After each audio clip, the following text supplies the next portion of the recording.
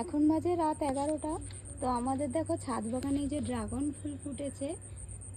তো চলো এই ড্রাগন ফুলকে এখন আমি পরাগ মিলন করব আর তোমাদের সঙ্গে শেয়ার করব যে কি করে পরাগ মিলন করতে হয়।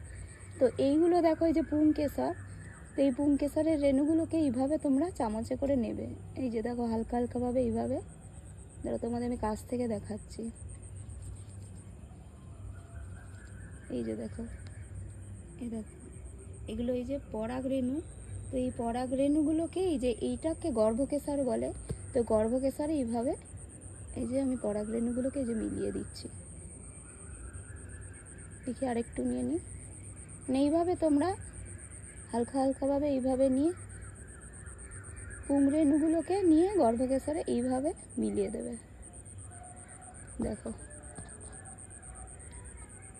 মানে তাহলেই কিন্তু এটা ড্রাগন ফ্রুট হওয়ার সম্ভাবনাটা বেশি।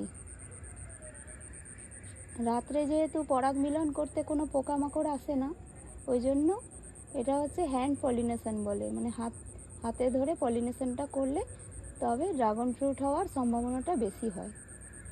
তো তোমরাও তোমাদের ছাদ বাগানে ড্রাগন গাছ থাকলে এইভাবে ড্রাগন ফুলে পরাগ মিলন করবে, তাহলে দেখবে সুন্দর একটা ড্রাগন ফল হবে।